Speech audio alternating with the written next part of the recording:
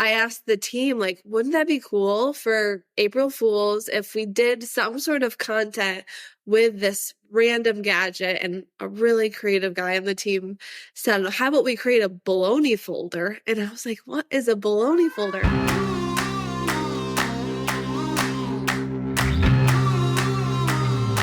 Hey everybody, welcome back to Radical Content. I think we're at episode 4 now. I'm so excited to have really a friend, a colleague, a former theme park social media person. What's up, Heather? How are you doing today? Good. How are you doing? I'm so excited. I'm excited to get a chance to talk to you today. And we won't go through your whole career, but I want to set up a little bit so people can understand kind of all the reasons why you're here. And you can fill in the holes. But Heather has been at, she's done agency side, but really the big ones that people are most interested in is you spent time with Disney. You spent time at Legoland. That's where we became friends when I was at Universal Parks. And then you went over to the motherland, my motherland, Texas, and spent some time with Chip and Joanna, with Magnolia Homes, and a little bit with the Magnolia Network. And then now we're at QVC. Did I get most of that right? Yeah, you did. Let's start with the brand of QVC. So we didn't kind of talk about this, but I think it's pretty obvious. This is where her and her team spends all of her time. But QVC today is not the QVC that we think about from the past. So I want to talk about brand building in relation to QVC. Obviously, many of us feel like we know this brand for the almost 40 years that it's been in existence, but it's kind of had its own resurgence into this digital and social world. Tell us a little bit about where you are today with the brand and how you've evolved from, I don't know what you'd say, the last 5 years, 10 years, and where is the QVC brand going? Yeah. So I've, been with the brand for 2 years now, and I feel like even in the past 2 years, we've kind of evolved quite a bit, but QVC is interesting because when you think about it, we were like the first in live shopping. Live shopping is now a huge thing for many brands, and QVC really pioneered that many years ago. So we've really been, continuing to lean into that. But what I love about our brand is that we're more than just shopping, soulless shopping. We like to say we don't do soulless shopping. We really like to bring the story of every product to life. And then also our hosts are really just like the special sauce to QVC. If you've ever watched QVC before, you've probably fallen in love with some of our hosts. They just know how to connect with the audience and sell our products. So yeah, we're continuing to just be a leader in video commerce. Like I said, we do a lot of live streaming. And then I think just different than a typical retail brand, we do care a lot about the storytelling aspect of it, but then also we have these hosts that are really the powerhouse and personality of the brand, which I think is, a bit different than your typical retail brand. Yeah, and I want to get into the hosts because at some point here in a few minutes, because they play a very interesting role. They play a bit of an influencer role for you guys, and I want to break open that a little bit. But so you've been there for a couple years, and did you have any sort of challenges in interjecting more of a social media first mindset into the organization? And that's fine because we all have in every stop that we have, right? But did you feel like it was something that they're like, no, we've got to figure this out. We've got to invest in it.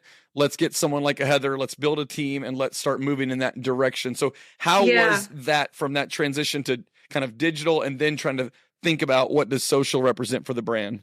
Yeah, that's a good question. So when I came in, they had laid a pretty great foundation from a social media standpoint. The team is really robust, touching all platforms and strategists. And I mean, just the robustness of our social media program would probably make a lot of people go, holy cow, I can't believe all that team actually does, because we're working with thousands of brands. When I came in, and honestly, this is the same thing that I do with every brand I work for is I do a content audit first. That's the first thing I do, and really look at what's performing well for the brand and what's not performing well. And then really work with the team on, okay, how can we get rid of some of what is not working well for us and do more of what is. And so what I found was a lot of our longer form content wasn't performing as well on social, and our audience was really craving that raw behind the scenes. They wanted to get to know the hosts more.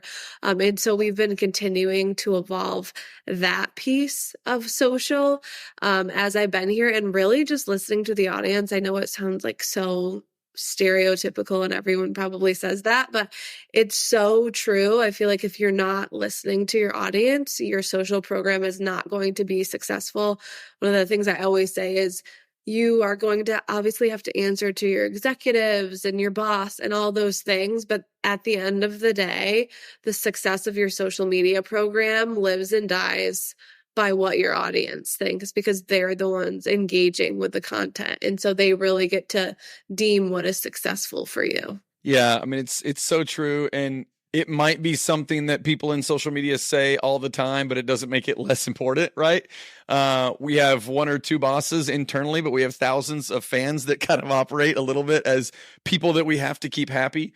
And understanding kind of their needs, their wants, the things they're interested in, especially in this kind of line of QVC, is so important. And I love hearing you kind of unlock some of the things that they're interested in from a content standpoint, because I think that's what we're all trying to figure out. Not only like what do they like that we are doing now, but it's really trying to also stay on the front end of like, where's content development going? And how can we be kind of involved in that trend of how people are consuming content today?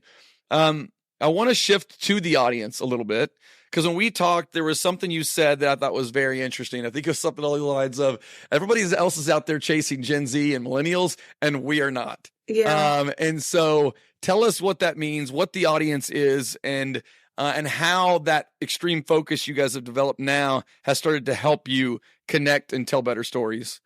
Yeah, so we actually target the 50 plus female at QVC. And so it's been interesting, right? Because all these brands are targeting Gen Z. But I actually am so excited by it because I feel like it's such a white space. And so it's been a challenge too to have to try to figure out, okay, what does the 50 plus woman want to see more of? And we've all on my team, done a little self-study, but also again, listening to our audience, but, asking moms, grandparents, aunts, like, what are you interested in when it comes to content? And then listening to what they have to say. But one of the things that we just launched actually this past year in February is a series called Over 50 and Fabulous. And it has been like such a pleasure to work on. So really what the show is all about, it's on air, but then there's a digital and social only component to it as well. And it's hosted by Mally Roncal. She's a celebrity makeup artist, worked for so many big names like Beyonce, Jennifer Lopez, Celine Dion. And she has a line with us at QVC, and she's just a big personality and always brings positivity. But really the show is all about creating a community for 50 plus women and talking about things that might be taboo for them, whether that's, empty nesting, maybe it's going through a divorce or losing a parent, all of those things that they're dealing with. And sometimes those can feel isolating and lonely. And so we really get into deep conversation on the show about those issues. Mally brings in a guest every week that's 50 plus and just has that conversation. And then the other piece that I really love about it from a social standpoint is we let our audience chime in as well. So they're asking questions. throughout the show, and giving their comments and their experience on whatever we're talking about. So that has been extremely successful for us. We didn't really know what to expect because it was new, but right away we were receiving hundreds of comments each week going, "This is my favorite show. I can't wait for this," every time it's on. And so we've continued to do it monthly, and then we have shorter limited series or limited runs on air. And we're going to Yeah. continue it next year just because it's been really cool to have those conversations that you wouldn't be able to have with a different age demographic. Yeah, and I think something interesting. This is an audience that people don't spend a lot of time thinking about. So I love that someone is out there and they're like, no, you keep your millennials and your Gen Zs and your alphas and all these other things that we're making up. We want our 50 plus women. Like the 50 plus women listening to this right now are like, heck yes, finally. But I think the thing that's interesting about that, and it's something I've heard you say before, that the 50 plus woman today is way different than what you might even like from a historical perception think of, right? It's like, I think you said, it's the Jennifer Lopez's of the world. It's people that get it. It's people that are a little irreverent. It's people that are open to kind of pushing the boundaries a little bit and don't take things too serious. And so I think that is actually one area that, one of the things I love about social and content and brand building in the world that you and I exist in is we oftentimes get to help brands not take themselves too seriously, right? Shake off a little bit of the corporate jargon and be a little bit more personable and a little bit more approachable. And so I love to hear you kind of talk about how you're doing that for the 50 plus women. You're actually taking what is a stereotype of what it is and saying, no, in 2023, that's not who our audience is. It's actually those 45-year-old kind of, just to steal a movie line, bad moms from 5 years ago or 10 years ago that are now kind of graduated up into that area. Have you been able, other than the series you just talked about, has there been any other areas that you've been able to kind of push the boundaries of the brand, given this kind of more, this audience's comfortability with their interests? Yeah, I think we're just always tapping into and honestly, the Over 50 and Fabulous show has helped us with some of that. We're always tapping into like what they're interested in. So it's like, we know that around the holidays, just speaking timely right now, we're talking about the holidays. We know that the moms are the ones who are like bringing the magic to Christmas and Thanksgiving and all that. So like, how do we tap into those things, making a house a home, tapping into the recipe content and shopping, and also just having fun, because like you were saying, this 50 plus audience isn't just like sitting on their couch eating donuts all day. Like they are the boss moms out in the workforce. They're, making things happen, and really just want to get across that life isn't over after 50. It's just the next chapter. I hope not. I'm not a mom, but I am 44, so I'm getting closer to that 50. Yeah. So to answer your question, we're just trying to tap into all the things that they're, dealing with and embracing right now in life, whether that's family or starting a job or retirement or having grandbabies. So how do we create content that touches upon those life experiences for them, whether that's sometimes sentimental, sometimes it's funny, but then a lot of it is connecting with our hosts as well, because they want to hear more from our host. They want to see the behind the scenes of QVC as well. How do you stay kind of in that cultural zeitgeist of what matters to that audience? This is something that's come up, I swear, in every podcast that we've done so far, all four of them.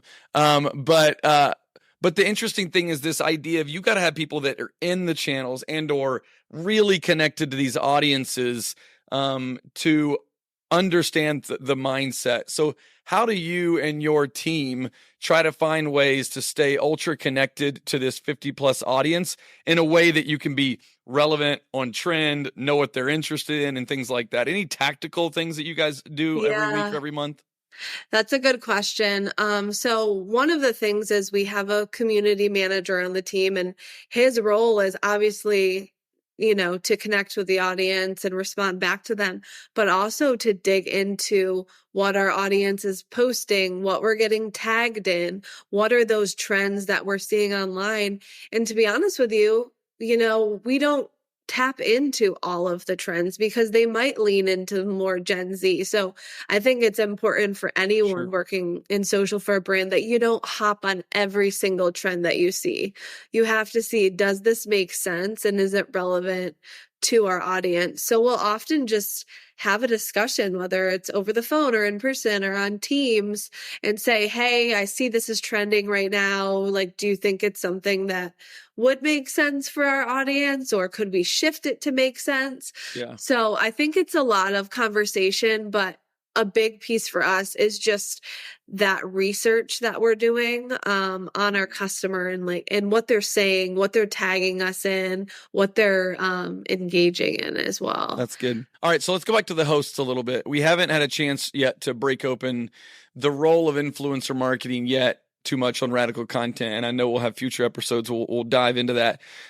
But I know the hosts play a significant role for you guys, not just in expressing the personality of the brand of QVC, but also to expand both the reach and the audience building. So I went to a few of these individuals. I don't follow them, but I do now. A couple of them.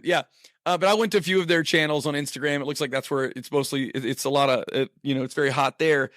And they've got thousands and thousands of followers. And when you add them all up together, I mean, you got millions of people that are following these.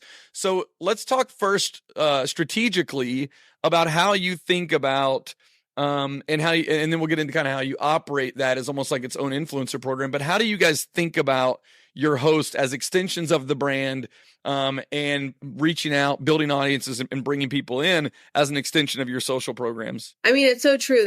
We think of them as our own internal influencers because they're like almost like a news anchor would be. You see all these news anchors now that are building these social followings, and people are tuning in because they're so in love with that news anchor. And so, our hosts, like you said, are an extension of the brand, and each of them do have sort of a niche kind of that they focus on. For example, David Venable, which is one of our hosts that has been with us for a very long time. He's known for his culinary skills. And so a lot of people that follow him are interested in culinary and baking and all of those kind of things. Or we have Courtney Kandabi, and she's really into beauty and fashion. So it's important for us to tap into their different niches and then understand what our customer, like who from our customer profile is following each of them, and how can we kind of dive in more there. I don't know if I fully answered your question. No, I mean, well, let me go into kind of the unlocking then. How do you then leverage that, right? Like they're out there doing their things. I'm assuming you're not managing and creating all of their content, but you're maybe influencing. So tell me a little bit of the activation of the influencer program with your talent. Yeah.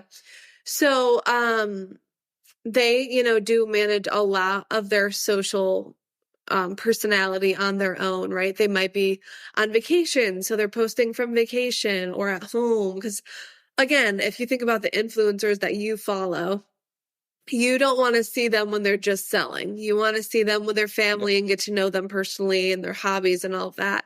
But then, when we are planning from a monthly standpoint of like, here are the key priorities and initiatives for the month from a company perspective, who can we tap into that makes sense to speak to that from a social standpoint? We might have hosts that are really interested in certain gadgets, and being with the company for so long, not me, but some of the other people on my team will know, like, hey, this host really loves XYZ. We should, try to create some content with them around that. So it's definitely understanding the host and each of their personalities and their niches. So we work really closely with the host management team as well to say, hey, we think such and such a host would be great to talk about this product or this kind of initiative. What do you think? So we do work with them from that standpoint. And it's tough too because they have a really intense schedule on air as well. So it's tough trying to balance social and on air and all of those things, but they are so important to QVC as a whole and just building that brand loyalty because they are so beloved and they're the reason why people watch QVC. Yeah, I was talking to someone a few weeks ago about the importance of social and or digital advertising driving tune in for TV. Yeah. Right. So in the beginning, there was internal discussions, and in every TV network, right? With, well, hold on a second, we can't put that on YouTube. Well, then we're taking away from people that we're trying to get to come watch the network, right? I remember when SNL finally just agreed and started putting all their content on YouTube. And now I think I even saw something on LinkedIn where they've got like, I don't know, like 100 million like views a month on YouTube. And they're getting like, a tenth of that on a Saturday night. And you're trying to figure out the business model for content versus TV. And, QVC, I'm sure, had some of those challenges as well, right? They've got a TV station and network, and then when do we go over the top? What are we doing on YouTube? How did all that start to come together? And how does QVC now think about the role that social and digital play in feeding the mothership of the TV network, and vice versa, the TV network feeding the online communities and the relationship side that comes from social and digital? Yeah, that's a good question. And there's been a lot of momentum with that over the past couple of years as well, even online. So if you go to QVC.com, we actually do live streams right within our site as well, which is really cool because they've kind of given the keys over to a lot of our vendors, so to speak. So if you're, could be Barefoot Dreams or Dyson, you might go on our site and they're doing a tutorial on how to use the Dyson Airwrap. So our site is really alive with maybe a lot of the things that you might see on air, but more personal too, because when you have those live streams, you're able to comment and talk with whoever is. So there's definitely a lot of integration when it comes to on air and digital and social. How do they all marry together? And then even from digital to social, I actually just got off a meeting with our digital team because we work really closely together on, okay, is this live stream just going to live on QVC.com? Or is it also going to live on social? And if it does live on social, what platform does it, work best for? Is it Facebook? Is it TikTok? And that's all based on different audiences. So there's a lot of strategy that goes into all of that, right? Because you have to make strategic decisions on where things live. But yeah, I think the company has come a long way, even in the past 2 years, of just really making sure everything feels cohesive from our website to social to on air, and finding the unlocks, so to speak. And it's interesting because now everyone has, and I feel like I even saw some of the stuff that you guys say, like watch anywhere, anytime, or something like that. I feel like all we have an app, networks that have apps and websites. But I challenge, the listeners out there, go to QVC.com and check it out. It does feel like an Amazon with a content component of it. Like you guys obviously haven't left the main core principle of this, we don't want to just be and I'm putting some words in your mouth maybe, but we don't want to just be a commerce place that is just, here's 6 photos, buy it because of the value. You want to tell that story a little bit. So how has the storytelling that's always been a part of the original idea of what QVC was. Yeah. How does that influence how you guys tell stories in social and digital, or does it not?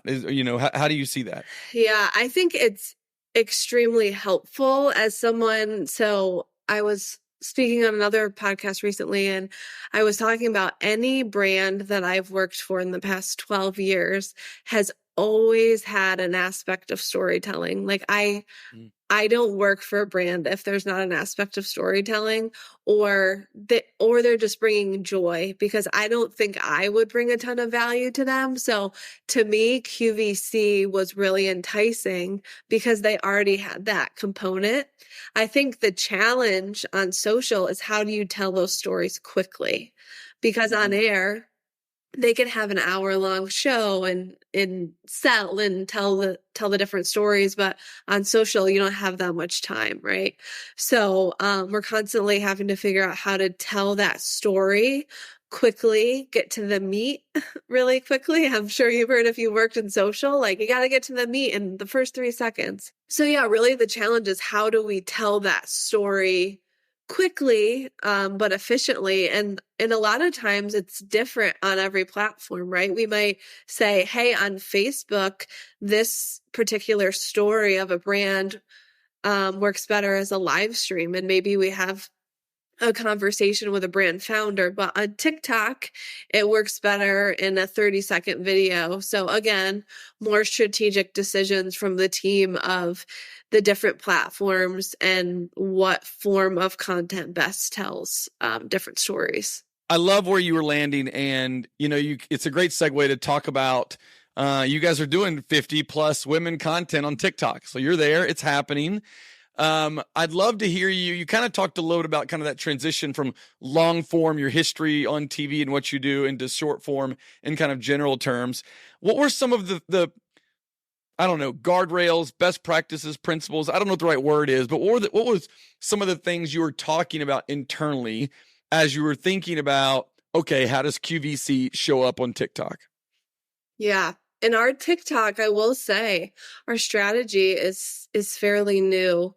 Over the past 2 years, we've kind of really built it. And so we're kind of still in talks about what our strategy is and continuing to evolve it, and how, again, going back to that 50 plus female, how do we really lean into that as our strategy on TikTok? And I think one of the things for us is it was really important to keep true to our target audience.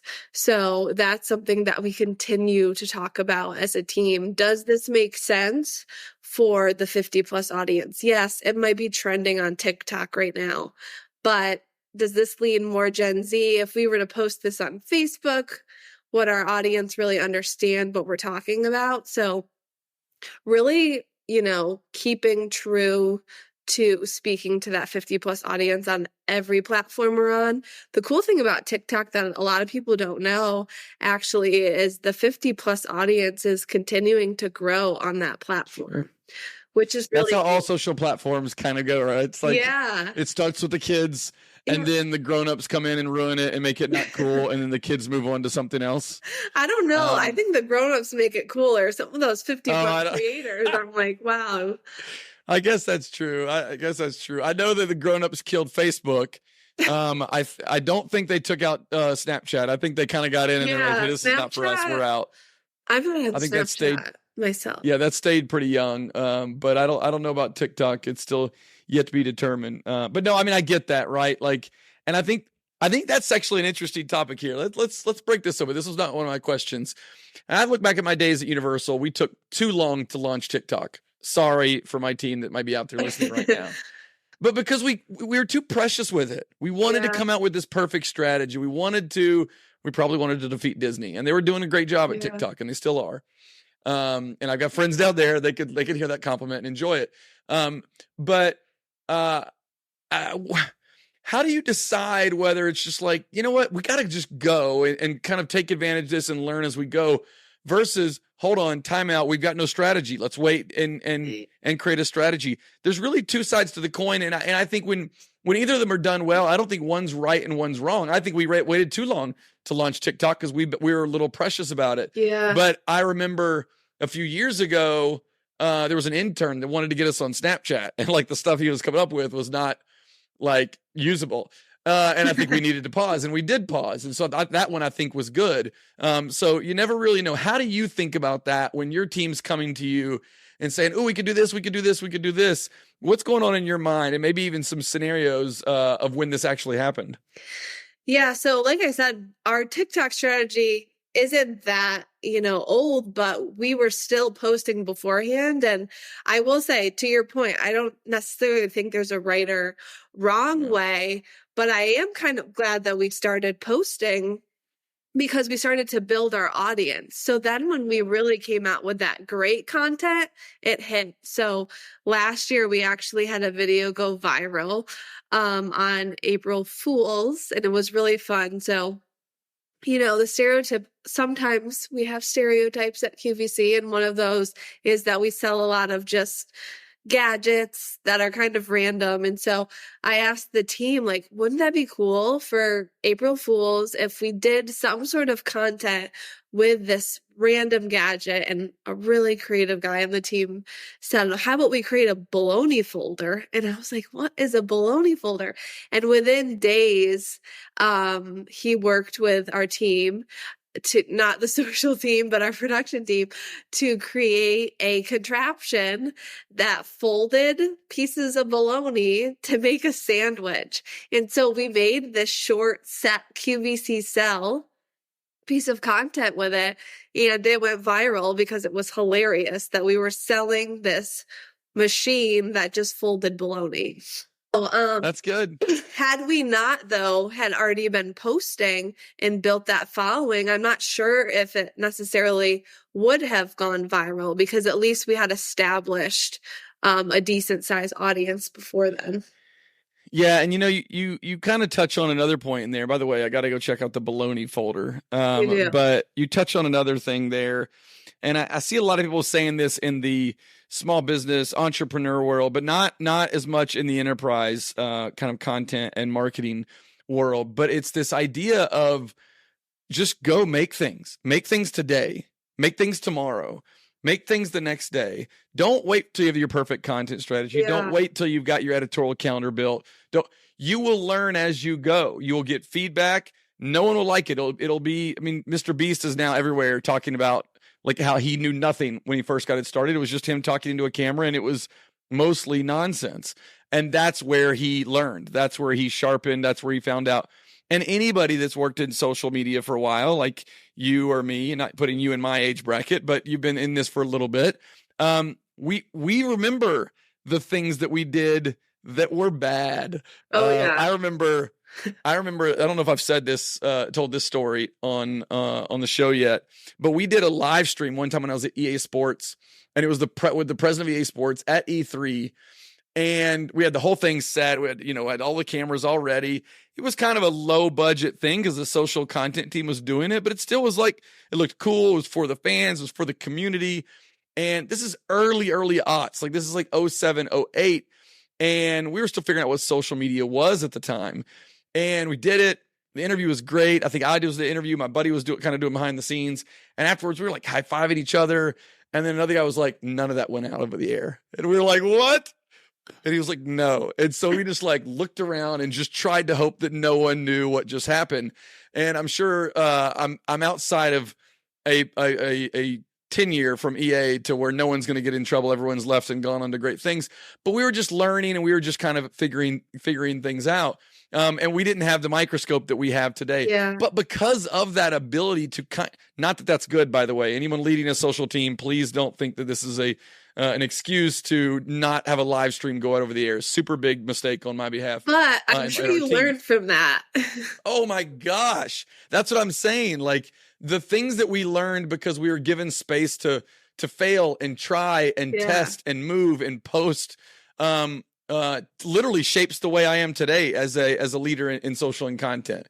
So I love the your successful story of your bologna sandwich and my really bad failure at EA Sports. All Yeah, right, it's a so lot of let's. testing and learning. I feel like that's what social is, even still. I mean, yeah, I started in social when I always say back when I started, people were like, "You work on Facebook? Like that's a job?" Like no one thought social No media one. was a job, including myself. I was like, "Yeah, I don't know. I don't know how I got this." Um, but it's so much even now. It's testing and learning, and I'm sure you can attest to this too, but there's a lot of content that my team works on and I'm like, "This is going to crush it." And then it's a dud. Yeah. Or the opposite. I'm like, that's not going to do well. And it kills it. So there's definitely, of course, with time, you kind of understand what's going to work and what's not going to work, but there's always those outliers. So I do think testing and learning is still important. So let's go back into kind of the production side of the business that you kind of exist in. You guys have a ton of content going out the door, and you Yeah. are a content company, so that helps. A lot of people don't have any capabilities from a production or a producing or concept creation, right? Scripting things out. I mean, that is bread and butter to QVC. But how do you find a way to operate all of the stuff that's got to get out the door, and still on strategy, on brand, on tone, and keep it consistent? I imagine there's pretty heavy content development process, infrastructure, and things like that. So what are some of those things that you found to be just paramount into how you operate the team and the day-to-day? Yeah. Well, first of all, I think planning is super important. As basic as that sounds, I've gotten onto some social media teams, not this one, in the past, where they're just like the day of deciding what they're going to post. And that is such a recipe for disaster because it's not going to allow you time to really think about the content, look at it. Does this make sense? So, How we're far out do you guys plan? Is it months? yeah, we're planning about a month in advance, but then we Yep. do plan out further for bigger initiatives that we know are Sure, going to sure. come, right? Every year we know we're going to have to do something for holiday, things like that. But Right. from like a key company priority, we're planning out monthly. So that's a big thing. So we meet monthly and go through, okay, these are the big company initiatives that we have coming down. What of these make sense from a social standpoint? Because we know we can't promote everything, right? We're working with thousands of brands. There's no way we could possibly fit that all on a content calendar. So we really have to be selective and strategic on these are the pieces of content, the products or the ideas that make the most sense for this month. And then our strategists on the team really go and ideate what that piece of content would be and who would produce that. So we do have a content creator on the team.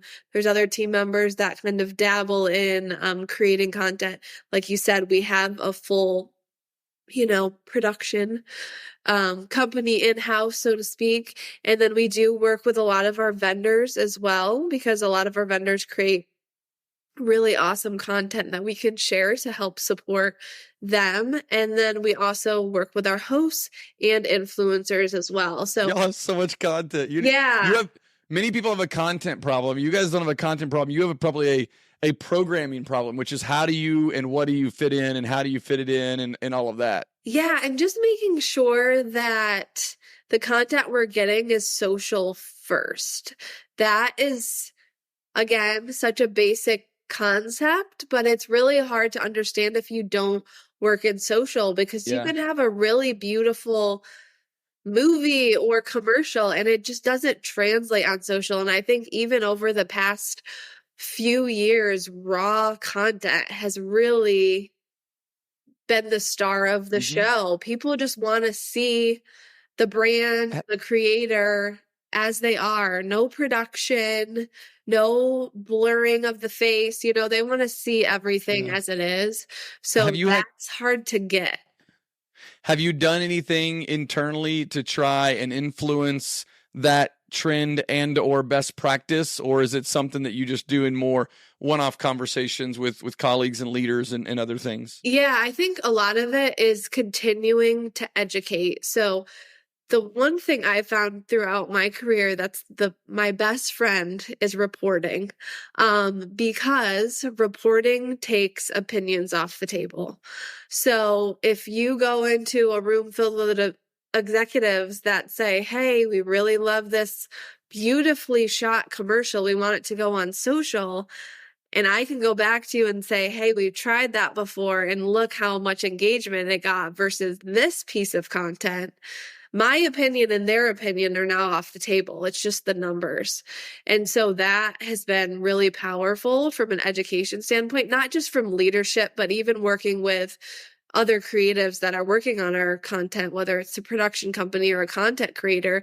If you can go back and make sure you're looking at the data, then you're more likely to not make a mistake again that might not give you as much engagement or reach, whatever you're looking for. As you're looking forward into the future for QVC and kind of seeing where brands are going, creators are going, social media platforms are going, there's a lot of shifts and evolutions from where we have been in the past. Where is an area that is top of mind for you, and maybe something you're talking to your team about right now that you're like, we got to find a way to solve this, push into this more, do more of this, whether it's a content type, a channel, or even just a mindset shift that you're trying to, push into kind of the social media team? Yeah, there's a few things. One, from a platform perspective, I would say is Pinterest. I know a lot of brands are already there, and we are there too, but there's definitely more we could be doing on Pinterest. So that's something we're really keeping an eye on through the rest of this year in 2024. What can I pause you and ask you what's the insight that's driving that? Because I go to Pinterest when I need like a new outfit. Yeah. So but I'm not probably their target. So we actually found that we have millions and millions of viewers going to our Pinterest page every month. And there's just so much more we can be doing to give them the content that they're looking for. We've, met with Pinterest, and a lot of the categories that people are wanting fall within something that makes sense for QVC. So home decor, recipes, all those things. We have a lot of resources for them that I don't feel like we were utilizing efficiently on Pinterest. So we're going to definitely tap into that more. I still think raw content isn't going anywhere anytime soon. So continuing to lean into that, and just content that brings joy to people or some sort of value. So again, we know that we're going to have priorities in terms of products and sales and all of that. But at the end of the day, the brands that you're following, you want to follow them because they're bringing you some sort of value, whether you're learning something, they're making you laugh, maybe making you ugly cry, but some sort of value. So I really just challenge the team, when we look at our monthly calendar, is this something that would entertain you? Is this something that would bring you joy? If that's not seen a lot on our content calendar, we should probably be rethinking the content that we're putting out. Yeah. So last one here to close this out, and I think this is a fun one. And if you need a minute to think about it, I want to get a good answer for this. So you've been in social for a bit now. Yeah. Me as well. And so I have a lot of things that kind of fit into this category. What is one thing that you used to think was true, and maybe it was true at that time, but your opinion has changed in today's world? So it's something that maybe you believed in, and I can give an example if you want me to. Yeah, give me an example. One? All right, so this is one that I don't love owning up to. But look, the purpose of Maverick is because we believe there's an opportunity to engage first, to connect first. And we believe that brands that do that will build audiences, and those audiences you can build really any business that you want to on top of it. And so along the way, I've probably poo-pooed the world of the start-stop campaign or paid media. And I understand there's a tremendous value in both of those things. But I just feel like that the balances are offset, and things like, building audiences, creating content that's entertaining, engaging, loyalty, relationships, and creators, I believe is the tip of the spear for the future. And I've been in environments where just getting one piece of key art, blasting media around it and push it out and then fold it up and move on is the way that marketing is done. It's Yeah. not the way I think marketing is done. And it put me into a place where I probably discounted the power of tremendous targeting and, and digital advertising. And so that is something I've had to eat some crow on over the years to understand. It's not about, performance versus, but versus kind of loyalty and relationship and engagement marketing. I actually believe it's both of them together. I would put engagement first, and media is the way to try to find where that spider web can be pushed into the networks and in the communities. So that's an example. That's a good one. That's a good one. Okay, Yeah. so one for me would probably be, and I do think this has come with like the shift in social media over the years, but I used to really feel like everything had to be aesthetically pleasing on social.